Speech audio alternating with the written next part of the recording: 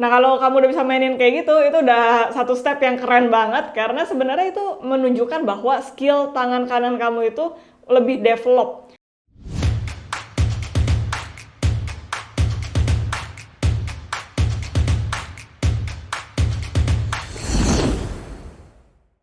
Halo teman-teman Ewara, hari ini saya mau memberikan tutorial singkat aja gimana sih caranya kita membuat layer-layer dalam sebuah karya. Nah, layer di sini tuh maksudnya apa? Mungkin teman-teman bisa lebih gampang kalau bayangin kayak gini nih. Kalau misalkan kamu lihat orang main band gitu ya, main di dalam sebuah band. Di dalam band itu kan ada vokalis, ada yang main piano atau keyboard, ada yang main drum, ada yang main bass. Nah, itu kan banyak instrumen yang porsinya itu berbeda-beda.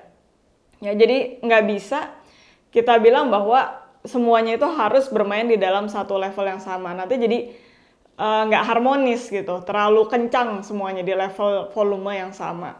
Nah, kita sebagai pemain instrumentalis, terutama di sini saya berbicara dalam tema gitar gitu ya. Ketika kita ingin bermain solo gitar di sini bukan artinya kita hanya berimprovisasi menggunakan melodi, tapi solo di sini adalah kita menjadi one man band. Yang tadi saya sebutkan di awal, gimana kita bisa menjadi si pemain bass itu, kita bisa menjadi si vokalis tersebut, kita bisa menjadi si pemain instrumen lainnya. Ya, jadi dalam satu gitar ini kita bisa create banyak instrumen gitu. Nah, gimana caranya kita menciptakan itu? Caranya di sini yang ingin saya bagikan adalah kita menciptakan level suara yang berbeda di setiap instrumen itu tadi. Jadi misalkan saya di sini ingin mengambil contoh dari Etude Fernando Store, study nomor 1. Jadi ini juga saya bahas secara detail di online course saya. Sekarang saya akan bahas cuplikannya aja supaya teman-teman dapat idenya. Di sini ada satu bagian, teman-teman bisa cek juga sambil lihat partiturnya. Ada bagian ini.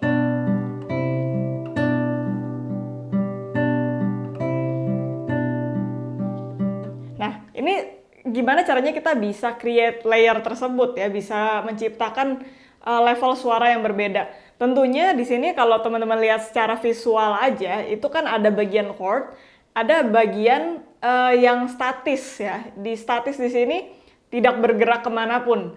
Dan bisa dilihat di situ adalah note G. Ya, note G-nya ada repetisi seperti ini.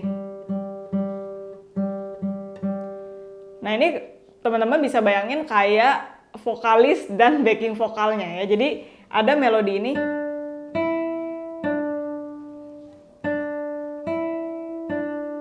Oke, ada.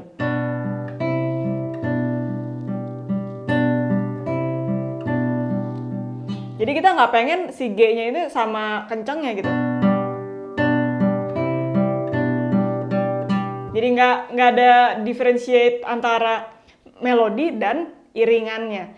Nah, bassnya pun kan bergerak ke arah yang sama seperti melodinya. Ya, tadi atasnya. Ini bergerak bersamaan.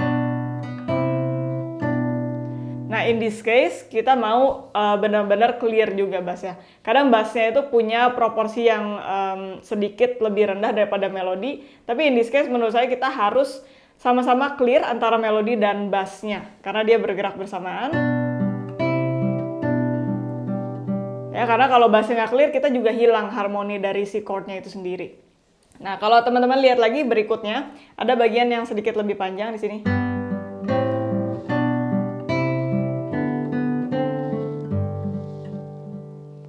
Oke, jadi ada bagian G-nya juga yang selalu statis.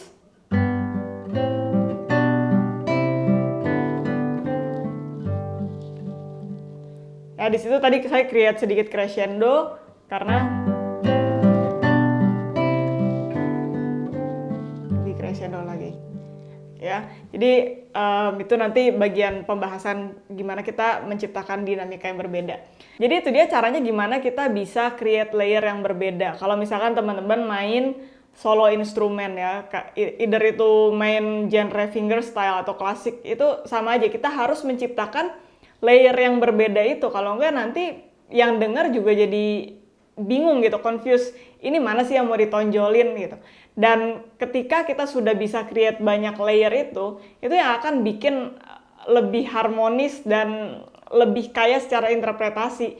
Karena kalau misalkan semuanya kencang atau semuanya pelan itu kan boring ya, nggak ada warnanya. Jadi itu yang ingin kita create sebagai seorang performer ya. Dan kita pun yang mendengarkan juga lebih fun gitu, karena ya nggak boring, semuanya berada di dalam satu level yang sama.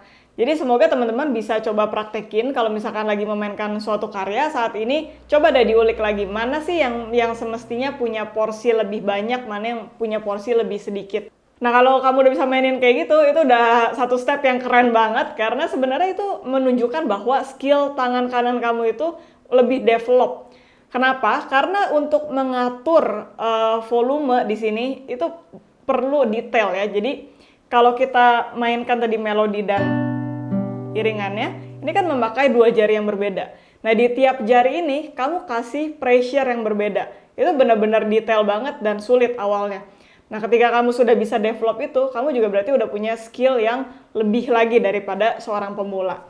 So itu aja tutorial singkat dari saya hari ini, semoga teman-teman bisa praktekin. Dan saya senang banget kalau misalkan kamu mau share permainan kamu di komunitas Trap Guitar 101 saya. Jadi kita bisa sambil sama-sama belajar dan kita sama-sama koreksi juga apa sih yang bisa ditingkatkan dari permainan kita. So itu aja untuk video hari ini. I'll see you guys in the next video. Bye.